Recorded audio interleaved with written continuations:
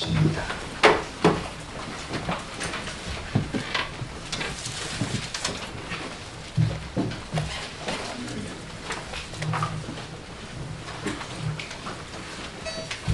사도행전 20장 32절에서 36절의 말씀을 보겠습니다. 지금 내가 너희를 주와 및 그 은혜의 말씀께 부탁하노니 그 말씀이 너희를 능히 든든히 세우사 거룩해 하심을 입은 모든 자 가운데 기업이 있게 하시리라.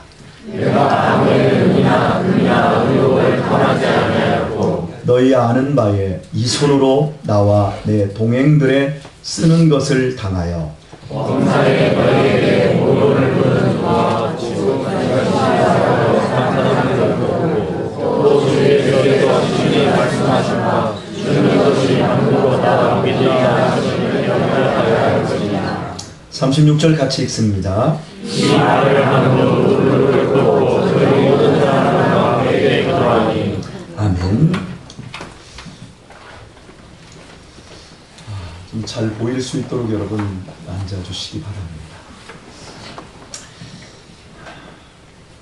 바울 사도는 3차 전도 여행을 마치면서 에베소 장로들을 밀레도로 초청하여 고별 설교를 했습니다.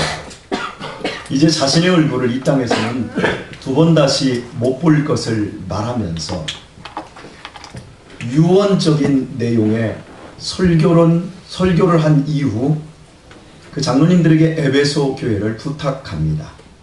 자신이 떠나면 에베소 교회가 흉악한 이리들로 인해 양떼가 위험을 당할 것인데 그 이리들은 외부에서뿐만 아니라 지금 설교를 듣는 당신들 중에서도 일어날 것이기에 하나님의 말씀으로 자신을 삼가해야 된다는 것을 부탁했습니다.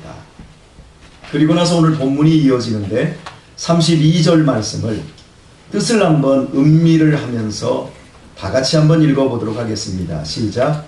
지금 내가 너희를 주와 및 그 은혜의 말씀께 부탁하노니 그 말씀이 너희를 능히 든든히 세우사 거룩해 하심을 입은 모든 자 가운데 기업이 있게 하시리라.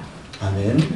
바울은 에베소를 떠나면서 에베소 교회의 장로들을 에베소의 유력자나 권력자에게 부탁하지 않았습니다. 바울은 그들을 주님과 주님의 은혜의 말씀에 부탁하였습니다. 그들이 평생 삼가해야 할 삶을 오직 주님과 주님의 말씀에 온전히 의탁할 것을 당부한 것입니다. 주님의 말씀에 자신을 온전히 의탁하는 사람만 그 말씀으로 자신을 또한 자신의 인생을 자신의 가정을 든든히 세우고 다른 사람을 말씀으로 권면하며 영원한 하나님 나라의 기업을 이어받을 수 있기 때문입니다. 여기에 기독교 신앙만이 가진 특별한 말씀 신학이 있습니다. 바울 사도는 말씀에 충실한 사람이었습니다. 바울은 자신을 믿은 것이 아니라 말씀을 믿었습니다. 말씀 그 자체는 천지 만물을 창조하시고 지금도 천지 만물의 운행을 통치하시는 역사를 다스리시는 하나님의 능력이 되기 때문입니다. 우리들이 하나님의 말씀을 대할 때 처음에는 내가 말씀을 선택하고 내가 말씀을 믿고 있고 내가 말씀을 붙드는 것처럼 느껴지지만 나중에 보면 이 말씀이 나를 붙들었고 나를 이끌고 가고 있다는 것을 알게 되어집니다. 말씀이 나를 보호하고 말씀이 나를 성장시키고 있다는 것을 알게 되어지는 겁니다. 수영은 못하는 사람에게는 평생 난공불락의 높은 성과 같지만 할 줄 아는 사람에게는 식은 죽 먹기만큼 쉽습니다. 수영의 기본은 물에 몸을 맡기는 것입니다. 수영을 못하는 이유는 물에 몸을 맡기지 못하기 때문입니다. 수영을 못하는 사람들은 물에 몸을 맡긴다라고 하는 걸 이해도 할 수가 없습니다. 수영을 못하는 사람은 단지 엎어져서 손짓고 헤엄치는 척하며 자신이 물을 다스릴 수 있는 영역만을 오고 갑니다. 그러면서 물이 있어서 못 간다, 물이 불편하다 그럽니다. 물에 들어가서 자기 몸에 있는 힘을 빼지 않으면 절대 물속에서 자유할 수가 없습니다. 그러나 물에 몸을 맡기고 일단 뜨는 법을 알기 시작하면 그때부터는 물속에서 엄청난 자유를 누리게 되어집니다. 하나님의 말씀이 그렇습니다. 처음에는 내가 하나님의 말씀을 믿고 내가 하나님의 말씀에 순종합니다. 그것이 굉장히 어렵게만 느껴집니다. 하나님의 말씀대로 사는 것이 너무 힘들어집니다. 하나님의 말씀대로 11조하라는 것 너무 어렵고요. 하나님의 말씀대로 순종하라는 것 너무 힘들어요. 그러나 이 선을 넘으면 어느 순간부터 말씀이 나를 지배합니다. 말씀의 능력이 내 능력이 되어지고 내 운명이 되어지고 말씀대로 내 의지가 복속되어지면서 거기에서부터 진정한 삶의 자유를 알게 되어지고 행복을 누리고 아멘을 안 하네. 불쌍합니다, 여러분. 말씀 안에서 누리는 이 복을 여러분들이 잘 못 누리고 있다는 증거예요.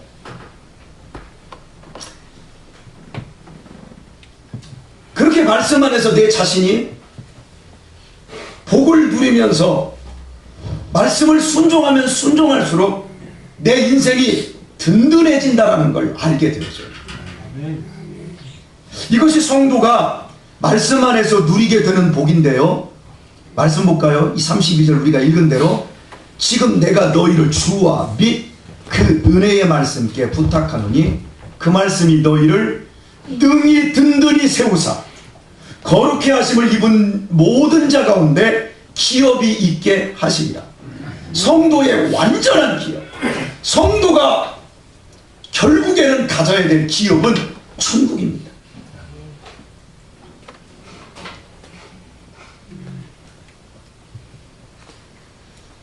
성도가 말씀만에서 누리게 되는 복, 이렇게 주님과 은혜의 말씀께 장로들을 부탁한 이후 바울의 유언은 33절과 35절에서 이어지는데 내용은 이렇습니다.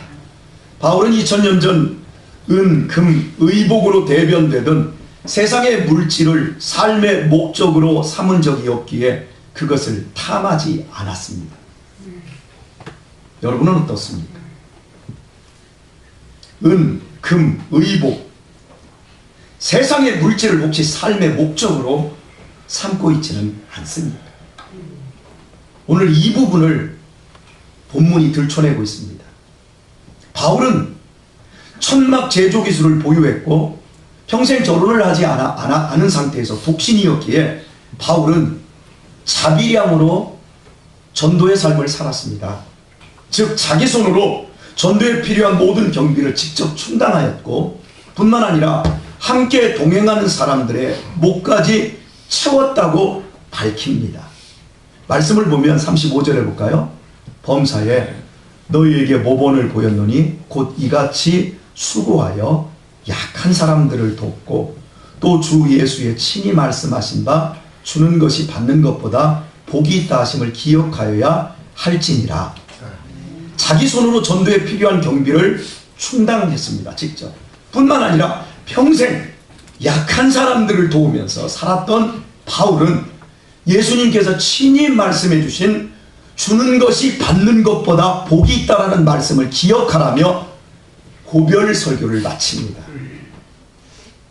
이는 에베소의 장로님들 역시 내가 모범적으로 이렇게 산 것처럼 너희들도 그와 같은 삶을 살 것을 촉구한 것입니다. 우리가 자칫 놓치기 쉬운 신앙의 맹점이 바로 여기 있습니다. 오늘 그것을 함께 생각하려고 하는데 굉장히 우리를 불편하게 할 수도 있고요. 그리고 이것으로 인해서 우리에게 엄청난 소망을 발견하는 사람들도 분명히 있을 것입니다.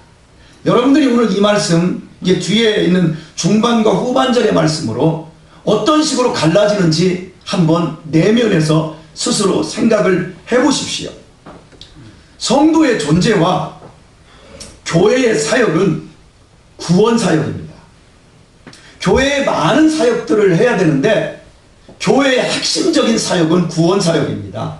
우리의 영혼이 주님과 그 말씀의 이끄심으로 구원을 고백하고 그리고 우리의 인생이 든든히 세워져 결국에는 천국을 기업으로 받는 구원 사역, 다른 말로 구속 사역입니다. 하지만 문제는 구원만 받으면 끝나는 대로 가는 경우입니다. 이것은 맹점이 되어버리는 겁니다. 구속 사역은 반드시 회복 사역으로 이어져야 합니다. 내가 신분적으로는 십자가의 은혜로 구원을 받아 분명히 천국을 고백하고 있지만 내 상태는 천국이 아니고, 여기 똑바로 보세요. 좀 초집부터 졸지 마시고, 안타까워서 그래요. 가난과 인생의 절망과 고통 가운데 쩔어 살면서도 어떻게 인생을, 내 자신을 구원하려고 하는 삶에 대한 도전과 열정이 그렇게 없어요. 우리의 처자식들이, 우리의 형제들이, 사랑하는 형제들이 이 땅에서 20, 30년 오면 모두 지옥, 영원히 헤어져 지옥불로 끝나버릴 텐데 어떻게 우리가 이렇게 하나님의 말씀 앞에 구태의연할 수 있냐는 말이에요. 성도 여러분, 우리가 구원을 받았지만 우리의 삶은 여전히 세상의 죄악과 고통과 그 잔인함으로 짓눌려 있단 말이에요. 이걸 회복해내야 되는 거예요. 그리고 크게는 우리의 삶의 주변을 불의와 악함과 무지와 미련함으로부터 구해내야 될 회복사역이 함께 주어진 겁니다. 그런데 많은 사람들이 나는 구원받았어, 나는 믿고 있어 예수님을, 이제 나는 안심이야, 나는 이제부터 평안하게 살다가 죽어 천국 가면 되는 거야, 땡! 우리 어르신들이 자꾸 이런 말씀을 하세요. 우리는 이제 살 만큼 살았어, 이제 죽으면 천국 가면 그만이야. 아니요, 마지막 죽는 순간까지 사명이 있어요. 개인적으로 영적이고 사회적인 책임이 있어요. 세상의 약한 자들을 위해 내 자신을 내어주어야 할 책임이 있어요. 바울이 이렇게 표현하고 있어요. 이같이 수고하여 약한 사람들을 돕고 또 주 예수의 친히 말씀하신 바 주는 것이 받는 것보다 복이 있다 하심을 기억하여 할지니라 하고 유언적인 설교를 마치고 있어요. 여러분, 그리스도인은 우리 장로님께서 아까 기도하신 것처럼 이 땅의 빛과 소금입니다. 이 사명은 두 가지로 감당하게 됩니다. 첫째, 세상에 변성하지 않고 오히려 저항을 통한 경건 생활입니다. 이는 세상 사람들처럼 하지 않겠다라는 거예요. 쉬운 말로 이렇게 표현합시다. 남자들 모인 곳에, 음식 먹는 곳에 술이 빠지면 무슨 재미로 음식을 먹습니까? 그런데 우리는 술을 거부하겠다는 거예요. 담배를 피지 않겠다는 거예요. 주일을 빼먹지 않고 놀러가지 않겠다는 거예요. 우상에게 절하지 않는 거예요. 나는 조상에게 드리는 제사를 거부하는 거예요. 주일에 나의 쾌락을 위해 돈 안 쓰겠다는 거예요. 이는 나의 경건 때문입니다. 나의 건강과 나의 평안과 나의 영혼을 위한 것입니다. 이렇게 경건하게 사는 것을 통해서 그리스도인은 세상의 방식과 세상의 무지함과 세상의 미련함에 대해 저항하겠다는 거예요. 왜 우리 가정이 홈스쿨 합니까? 우리 애들 학교 보내면 무슬림부터 시작해서 온갖 음란한 것으로 애들이 다 다 변해버리니까 저항하겠다는 거예요. 아시겠어요? 우리 애들 학교 가면 적응을 못할까 봐서 아니라 아이들을 하나님의 사람으로 만들기 위해서 사회적인 체제에 저항하면서 부모들이 범법자가 되고 있는 거예요. 이게 저항이에요. 그런데 이것을 부정적 저항이라고 합니다. 무엇을 하지 않는 것. 그런데 이것이 전부가 아니에요. 또 한 가지의 저항이 있는데 적극적 저항 혹은 긍정적 저항이 있습니다. 세상에 편성하지 않는 것만이 끝이 아니라 적극적으로 저항하는 길이 있습니다. 그것을 위해서 하나님께 혹은 세상 앞에 내 몸과 삶을 드리는데 심지어 내 생명까지 드려야 되는 겁니다. 세상에 부조리와 부패가 있습니다. 불평등과 불의와 불법이 판을 칩니다. 이것에 대해 적극적으로 저항해야 합니다. 여러분이 지금 저항이라는 말을 쓰니까 느낌이 불량해지는 것 같아서 굉장히 기분 나빠하시는 표정들이 역력한데요. 여러분이 개신교회의 뜻이 저항하다라는 뜻입니다. 우리 같은 천주교회 말고 개신교회의 이름의 뜻이 프로테스탄트, 저항하는 사람들이라는 뜻이에요. 하나님의 불변하신 말씀을 근거로 이 삐뚤어진 세상에 저항한다는 뜻이에요. 자기 관심, 자기 자랑, 자기 쾌락, 자기 소원, 자기 만족에 갇혀 살지 않고 하나님의 영광을 위해 저항하겠다는 거예요. 술, 담배 안 하고 주일 빼먹지 않는 만큼 잘하는 겁니다. 그런데 주초 안 하고 주일 빼먹지 않는 만큼 사회적인 약자들을 돌보며 더 중요한 가치를 실현해 나가야 합니다. 우상 숭배하지 않는 대신에 제사 지내지 않는 대신에 삼위일체 하나님을 만날 수 있도록 가족들을 위해 더 헌신하며 전도하고 선교해야 합니다. 나는 우상에게 제사 지낼 수 없어. 그래서 큰 집도 안 가고 제사도 패해버리고 가지도 않고 오지도 마! 이러라고 준 게 아니에요. 더 잘 섬기라고 준 거예요. 골프 치고 스키 타고 해외여행 갈 수 있는 그 여유와 그 쾌락을 곤비한 사람들과 나누어야 합니다. 무엇을 안 하는 것으로 영혼을 살릴 수가 없어요. 감동적이고 헌신적인 그 무엇을 해야 살릴 수 있습니다. 부정적 저항은 혼자만의 믿음을 지킬 뿐 다른 이의 영혼을 구원하지도 세상을 변화시킬 수도 없습니다. 더욱이 소극적 저항만으로 나 술 안 먹어, 나 담배 끊었어, 나 조상에게 제사 안 지내, 나 주일 잘 지켜, 계속 이렇게 해봐요. 그런데 나중에 보면 내가 뭐 하는 거야? 전혀 자기 자신이 세워지지 않아요. 자신의 신앙 하나도 제대로 세워지지 않습니다. 소극적 저항과 적극적인 저항은 자전거의 양쪽 바퀴와 같기 때문에 한쪽 바퀴로는 절대 온전해지지 않아요. 여러분이 느끼실 거예요. 내가 지금 어느 편에 속해 있는가. 예수님 당시에 기득권자들이었던 바리새인들과 사두개인들이 있었습니다. 얼마나 신앙이 좋았던 사람들인지 모릅니다. 그런데 그 사람들이 절대로 전도를 하지 않는 대상이 있었어요. 하나님의 말씀을 절대로 가르치지 않았어요. 그 사람들이 세리였고 창기였습니다. 불가촉 천민으로 취급을 했어요. 그들에게 절대 율법을 가르치지 않았어요. 왜요? 그들이 혹여 율법을 믿고 회심하여 천국에 들어가면 천국물이 그들 때문에 흐려질 것이기 때문에 전도를 안 했어요. 자기들만 구별된 존재, 자기들만 거룩한 것으로 끝나고 말았습니다. 즉 소극적 경건주의자들이었습니다. 하지만 주님께서는 그 세리와 창기들에게 가셨습니다. 그 집에 들어가서 식사를 하시고 그 창기들에게 네가 먼저 천국에 들어갈 것이다 라고 말씀하셨어요. 그리고 그들을 정결케 하셨습니다. 그들의 친구가 되어주셨습니다. 그리고 주님은 바리새인들과 제사장들을 선한 사마리아의 비유를 들어 외식하는 독사의 새끼로 질책하셨습니다. 잘 생각해 보세요.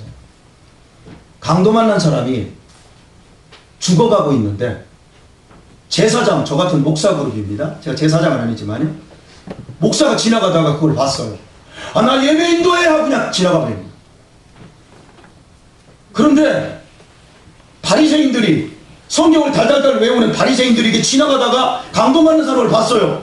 아, 나 제자 훈련하라고 가야 돼. 나도 그랬어요. 그런데 이 유대인들이 개라고 여기는 사마리아 사람이 이 강도 맞는 사람, 이 사람은 율법을 모르는 사람인데 강도 맞는 사람을 피 흘려서 죽어가는데 지나가다가 자기가 치료해주고 돈까지 보태가지고 병원 여관으로 데려가서 치료해주면서 돈이 더 들면 내가 돈을 더 주겠다.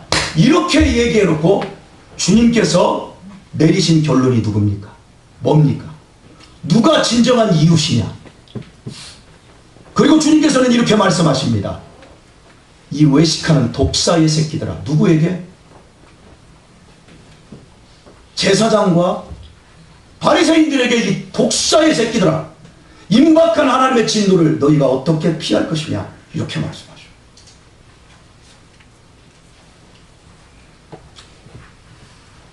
신학적으로 그리스도인의 공정성이라는 말이 있습니다. 그리스도인은 하나님의 공평을 이루는 자여야 한다는 뜻입니다. 여러분에게 한번 묻겠습니다. 세상이 공평합니까? 불공평합니까?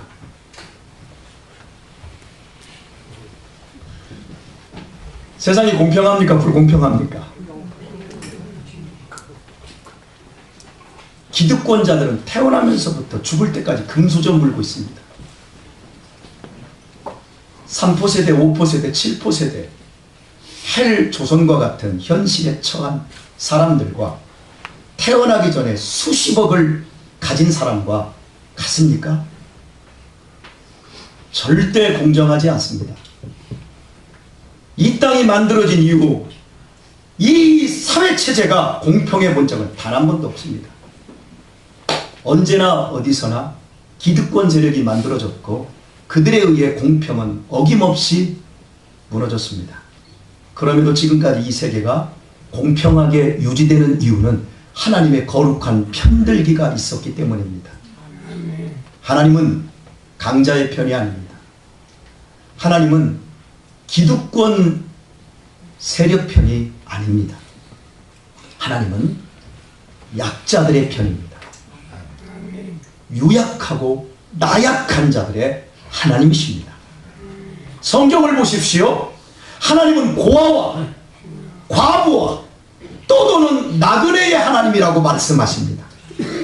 이스라엘 공동체는 그들을 돌보아야겠고, 그리고 땅을 기업으로 분배받지 못한 레위인들과 고아와 과부와 떠도는 나그네들을 위해서 10의 1조를 드려야 됐습니다.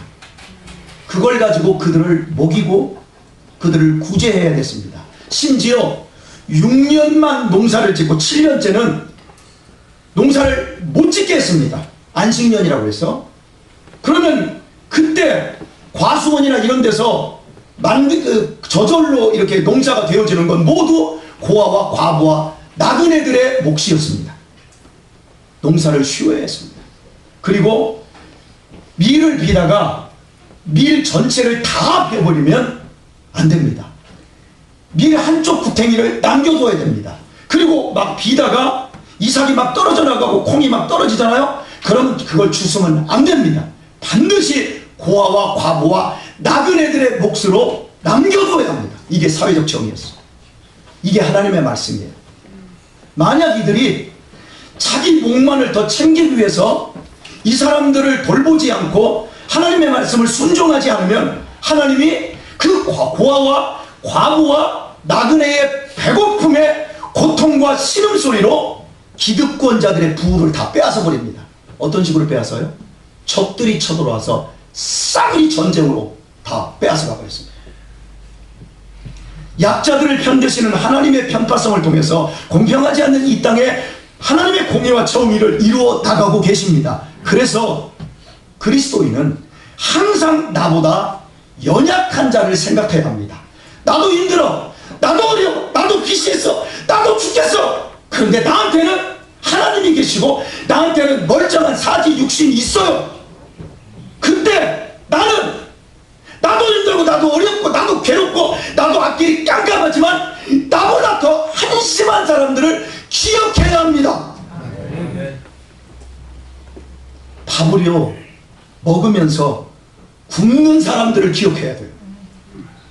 밥을 먹으면서 내가 7,000원짜리 밥을 먹으면서 야 15만원짜리 회 먹는 사람은 좋겠다 이 생각을 하면서 사는 게 아니라 나는 밥을 먹으면서 이들의 한 끼 먹는 애들을 생각해야 돼요.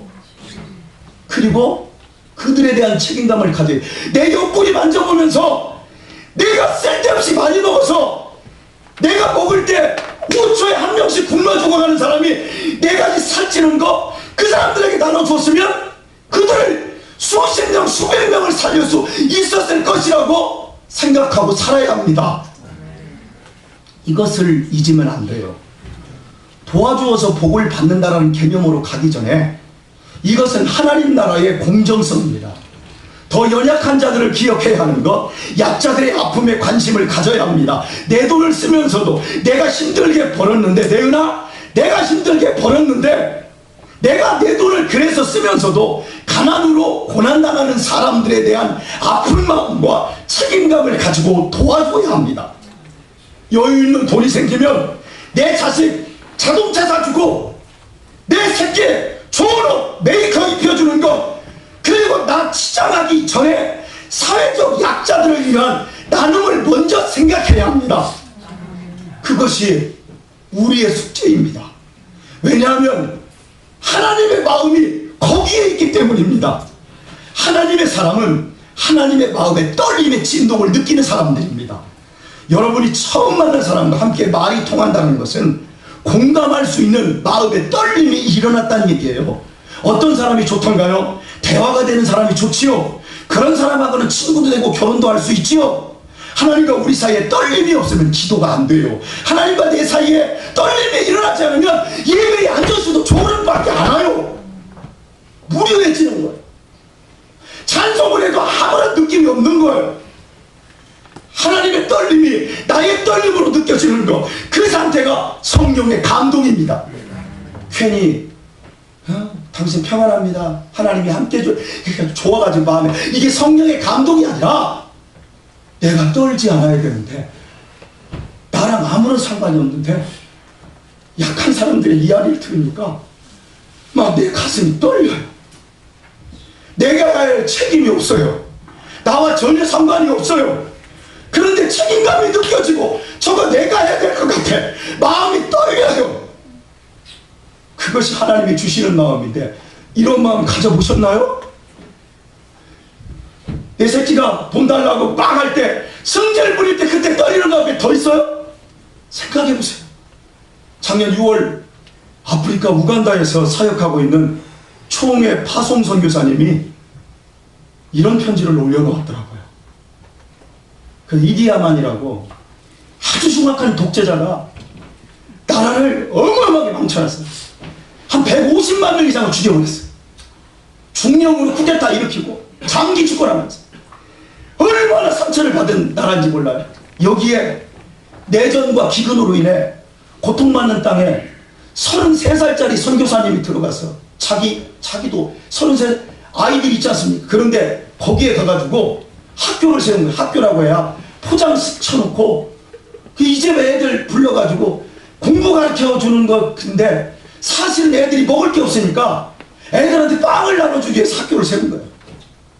그리고 애들이 한 120명 정도가 오는 거예요. 걔들한테 물 주고요, 빵 주고요. 너무너무 가난해서 120명 가운데 신발을 신는 애가 한 명이 없답니다. 이틀에 한 끼 정도 겨우 먹을까 말까 하는 애들이 대부분이라는 거예요. 이 아이들에게 학교가 줄 수 있는 최고의 선물이 뭐냐면 염소랍니다. 염소. 우리 돈으로 4만 원 정도 되는 염소를 상으로 주면 염소젖을 먹으니까 배는 안 고플 거 아니에요? 가족들이 염소젖을 먹는 거예요. 그리고 새끼를 쳐서 가정의 재산이 되는 거예요. 이걸 한 집에 이 애들한테 상으로 주잖아요? 그 부모가 난리가 난대요. 좋아서. 옛날에 우리 소 한 마리 가져온 거랑 똑같은 거예요. 수년간 33살밖에 안 되는 선교사님이 기도 제목이 뭐였냐면 120명 아이 전원에게 염소 한 마리 주는 거예요. 120명 전원이면 500만 원을 할 수 있는 거예요. 여러분 자동차 얼마예요? 여러분 1년에 여러분을 위해서 여러분의 여유와 여러분의 영화비, 여러분의 취미 활동을 위해서 여러분 돈 얼마 씁니까? 여러분의 술 한잔 먹는 걸로 얼마 쓰세요? 120명에게 이거 다 나눠주고 싶은 거예요. 여러분이 일본을 갔다 오든지, 이번 주에 일본 세 분이나 갔다 왔더라고요, 저희 교회. 예. 유럽을 한 번 갔다 오면 그 돈이면 120명이 살 수 있는 길이 열리는 거예요. 우리가 나를 위해서 돈 쓸 때 이런 거 한번 생각해 보세요. 어쨌든간 이분이 수년간 120명 아이 전원에게 염소 한 마리씩을 좀 줄 수 있게 해달라고 기도를 하는 거예요. 이런 소망을 인터넷에 올렸는데 경주 흥성교회 나이 드신 권사님 한 분이 이 돈을 보내주셨다고 합니다. 근데 이분이 누구냐면 시장에서 반찬을 파시는 분인데, 반찬 가게를, 어엿한 반찬 가게를 갖고 있는 게 아니라 그냥 난장을 피고 반찬을 파시는 분인데, 넉넉지 않은 분인데 이분이 적금을 부은 거예요. 적금을 부어서 만든 500만 원을 보내주신 거예요. 아무런 관계가 없는데 마음에 떨림이 일어났어요. 도와주고 싶은 거예요. 내가 책임지고 싶은 거예요. 거부할 수가 없어요. 나도 힘들지만 그래서 돕는 거예요.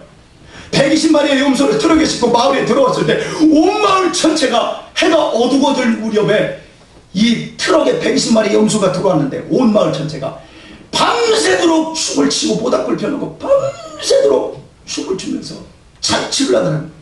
그리고 다음 날도 하루 종일 모여가지고 그 동네가 생긴 일에 지금까지 그렇게 이틀 동안 잔치하는 걸, 그런 걸 선교사님이 보면서 염소 한 마리씩을 받아서 끌고 가는 게 아니라 막 품에 안고, 엄마가 한 번 안고, 아들이 한 번 안고, 딸이 한 번 안고 막 이러고 가는 그 모습에 선교사님이 너무 우셨대요. 그 내용을 올려놓았더라고요. 여러분, 하나님의 일은 마음이 떨리는 사람을 통해서 이루십니다. 이것이 신학적으로 하나님 나라의 공공성이에요. 제가 목회를 하는 지난 15년 동안 저희 교회 성도님이 몇 분이 이런 일들을 하셨어요. 제 설교를 듣다가 선교사님 혹은 개척교회 목사님 그리고 사모님의 그 안타까운 이야기를 듣고는 제게 돈을 가져왔어요. 그래서 하나같이 하는 말, 목사님 하나님이 주신 감동인데 이거 전해주세요. 아이고 집사님도 어렵잖아요. 우리 남편 몰라요. 그냥 내가 이거 조금씩 모은 건데 이거 전해주세요. 그래서 제가 그 돈 있으면 저한테 주길래 딴 마음 생길까봐 그 자리에서 전화를 해서 그쪽에서 전화를 해서 지금 여기서 돈 보낼 테니까 이런 사람이 있으니까 평생 그들을 위해서 그래 그쪽에 전화를 받고서 막 울어요.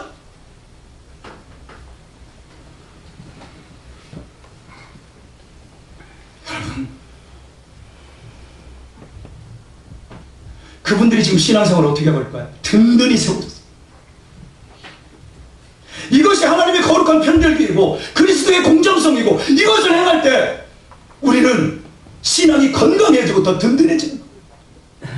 주님께서 말씀하신 8가지의 복은 이렇습니다. 마음이 가난한 자는 복이, 마음이 가난한 자는 복이 있나니, 애통하는 자는 복이 있나니, 온유한 자는 복이 있나니, 의에 줄이고 목마른 자는 복이 있나니, 긍휼히 여기는 자는 복이 있나니, 마음이 청결한 자는 복이 있나니, 화평케 하는 자는 복이 있나니, 의를 위하여 핍박을 받은 자는 복이 있나니. 모두 8명의 이 복 있는 사람이 마음이 하나님으로 인해 떨리는 사람들입니다. 사회적 약자를 위한 떨림이 일어나고 그 떨림에 순종할 때 거기서 참된 하나님을 만납니다. 그래서 복이라. 여러분 아세요? 가난에서도 사람이 잘못되고요, 부유에서도 사람이 잘못되는데, 사람은 공부를 못해도 망하고 나중에 공부를 잘해도 망합니다. 맞아요, 틀려요? 주님을 만나기까지, 하나님에게 붙잡히기 전까지 사람은 성공해도 망하고 실패해도 망하고 부유해도 망하고 가난해도 망합니다. 하나님을 만나는 게 복입니다. 자기 권리를 지키고 자기 자신을 보호하고 자기를 만족해 하는 부유한 그 마음으로는 거기에는 하나님을 만날 수가 없어요. 마태복음 25장에서 영광의 주로 다시 오신 주님께서, 재림하시는 주님께서 세상을 심판하러 오시는 것 같지요? 근데 제가 여러분에게 말씀드립니다. 마태복음 25장을 들여다보십시오. 포도원을 맡기고 떠나셨던 그 주인이 돌아옵니다. 포도원을 심판하러 옵니다. 주님께서 다시 오실 때 세상을 심판하러 오시는 것이 아니라 교회를 심판하러 오셔요. 그래서 교회로 돌아서 의인과 악인, 염소와 양을 갈라놓습니다. 어디를 심판한다고요? 교회를 심판하세요. 그런데 그때 양과 염소를 갈라놓으실 때 기준은 이렇습니다. 양과 염소의 개념도 없으니까 설명을 하겠습니다. 염소는 지옥불에 들어갈 가짜고 양만이 진짜예요. 천국으로 들어갈. 자, 그런데 교회를 심판하는데 이 기준이 이래요. 내가 줄일 때 너희가 먹을 것을 주었고, 내가 목마를 때 마시게 해주었고, 내가 나그네 되었을 때 영접해 주었고, 내가 벗었을 때 옷을 입혔고, 내가 병들었을 때 돌아보았고, 옥에 갇혔을 때 네가 와서 보았느니라. 이렇게 말씀하시면서, 잘하였다, 착하고 충성된 종아, 너희가 지극히 작은 일에 충성하였음에 이제 나의 기쁨에 즐거움에 참여하여라. 이렇게 말씀하셔요. 그런데 이때 이제 의인들이, 양으로 판명된 사람들이 하나님께 묻습니다. 하나님, 예수님, 언제 예수님이 병들었고, 언제 예수님이 헐벗었고, 언제 예수님이 억울하게 감옥에 갇히셨어요? 언제? 그랬더니 네가 지극히 작은 자 하나에게 네가 할 수 있었는데 하지 않은 그것이 아니고, 네가 지극히 작은 자에게 한 것, 그것이 바로 나에게 한 것이다. 반대로요, 악인들로 대표되는 염소로 판명된 그 사람들에게는 이렇게 말씀합니다. 내가 병들었을 때 나 돌아보지 않았고, 나그네 되었을 때 영접하지 않았고, 내가 목마르고 배고플 때 니들이 먹을 걸 주지 않았고 물을 주지 않았다. 언제 그랬습니까? 지극히 작은 자라. 네가 도와줄 큰 사람이 아니라 네 수준에 너도 힘들지만 너보다 지극히 작은 자 하나에게 네가 하지 않았지 않냐. 생각해보세요. 여러분, 난 돈이 없어. 나는 지금 빚에 허덕여. 나는 지금 앞길이 깜깜해. 나는 학생이야. 나는 못해. 아니요. 해야 돼요. 지극히 작은 자, 여러분들보다 작은 자에게 해야 돼요. 그걸 하라고. 그걸 안 한 것으로 인해서 기준을 삼으시고 주님께서 말씀합니다. 저주를 받은 자들아, 나를 떠나 마귀와 그 사자들을 위하여 예비된 영영한 불에 들어가라. 지옥은요, 귀신과 귀신의 수하들이 들어갈 곳이었는데, 하나님의 사람들이, 죄송합니다, 오늘 불편하다고 했어요. 교회 안에 있는 사람들이 거기 가서는 안 되는데 거기로 가야 할 사람들이 많다라는 거예요.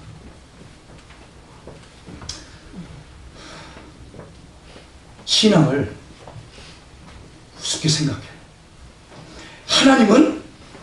하나님은 내 위치보다 낮은 곳에 계십니다. 내 위치라고 그랬어요? 하나님은 내 위치보다 낮은 곳에 계십니다. 성령님은 항상 내 위치보다 낮은 곳으로 임하십니다. 성경 공부 시간에만 만나는 하나님은 이론입니다. 나보다 낮은 위치에서 만나는 하나님이 진짜입니다. 내가 당연히 누릴 골프장에는 주님이 안 계십니다. 내가 당연히 갈 수 있는 스키장으로 성령님이 오시는 법이 없습니다. 겸손은 그리스도의 성품, 그리스도의 미덕이 아니라 그리스도의 포지션, 위치입니다. 그리스도인이 있어야 할 장소가 겸손입니다. 여러분 가운데 겸손한 사람 있어요? 누가 그러대요? 참 목사님 겸손하다고. 웃기지 마세요. 겸손하지 않아요. 얼마나 교만한 줄 아세요?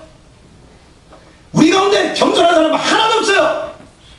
정말 겸손하기를 원하면 나보다 낮은 자리로 내려가야 돼요. 그게 겸손이에요. 이게 위치예요. 이게 포지션이에요. 성경은 그렇게 얘기해요. 주님을 만날 수 있는 장소로 내려가야 합니다.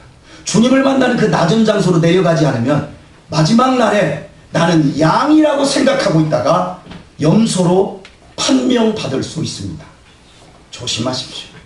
그래서 사회적 약자들을 향해 마음에 떨림이 있고 그래서 내 권리를 나누어 줄 수 있어야 그 사람이 양이 될 수 있습니다. 우리나라의 기독교 초창기의 교회의 이름을 살펴보면 문과 동서남북 갈 때 방위와 관계된 이름이 많습니다. 제가 한번 해볼게요. 동대문교회, 남대문교회, 서대문교회, 서문교회, 동문교회, 남문교회, 동북교회, 북북교회, 서북교회. 많이 들어보셨죠? 이게 한국 기독교 초창기에 있었던 이름이에요. 이렇게 된 이유는 이렇습니다.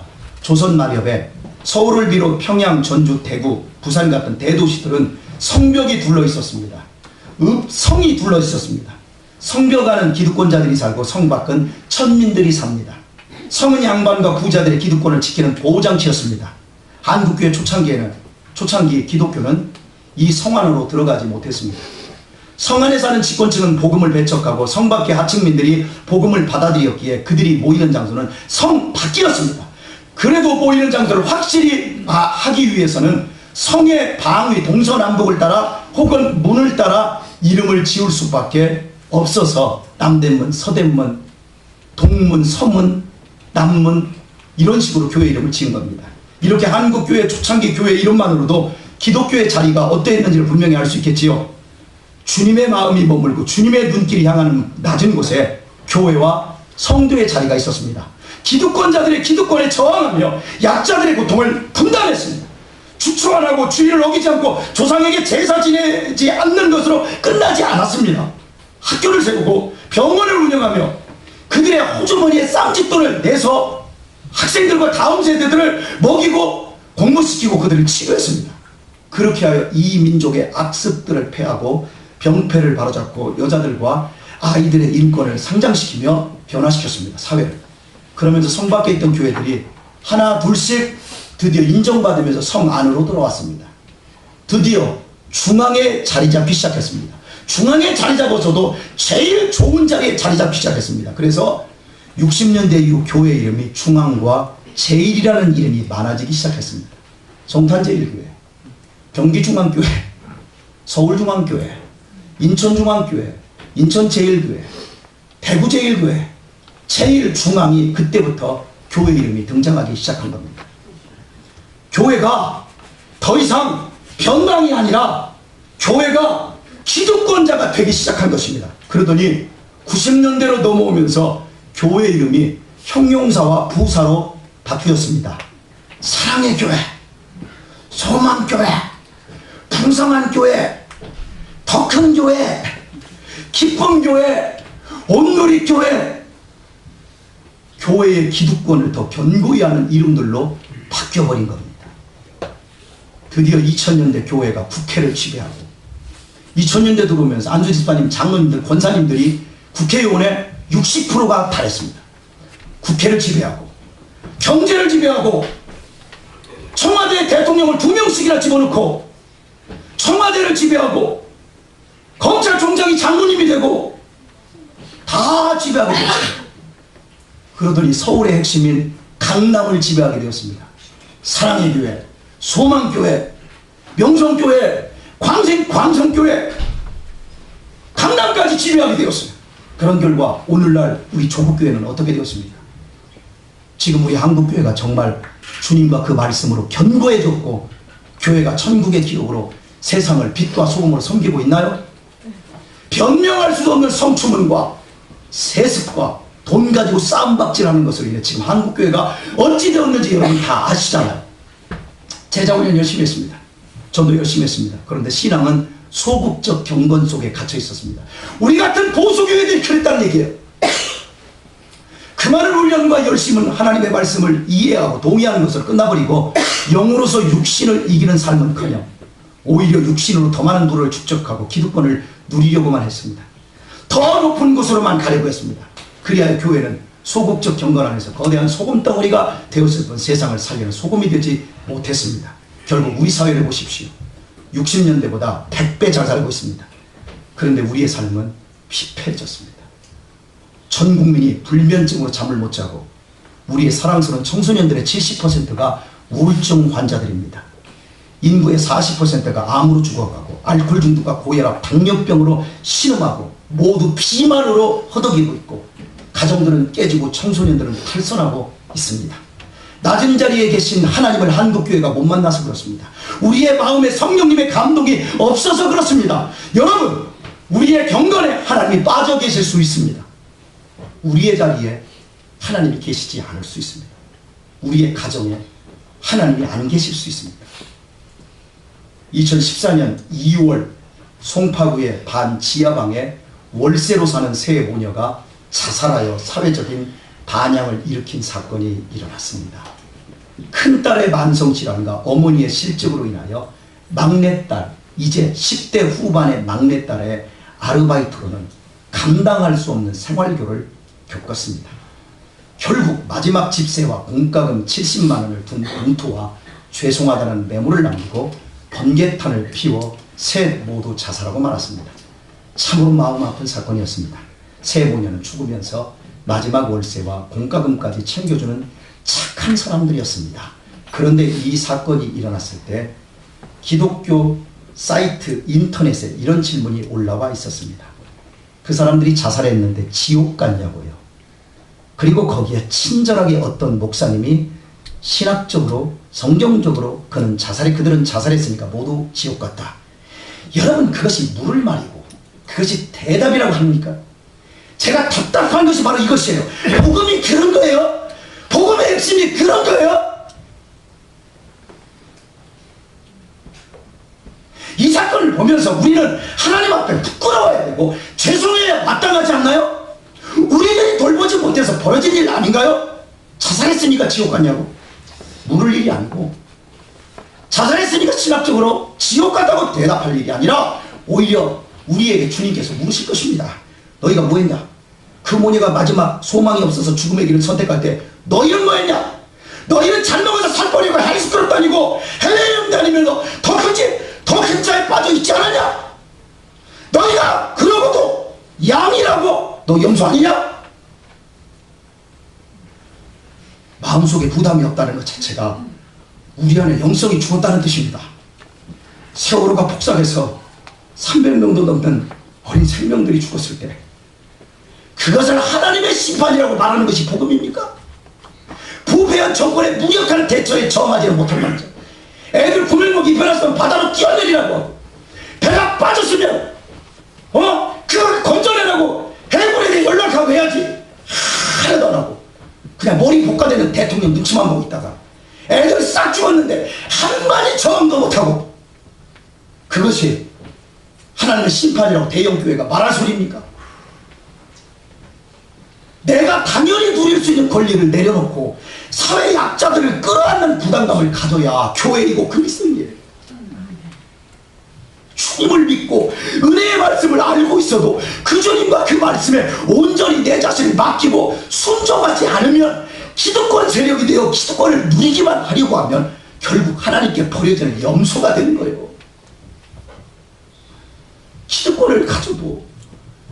기득권을 가져도 주와 주님의 말씀으로 인해 가슴이 떨려야 합니다.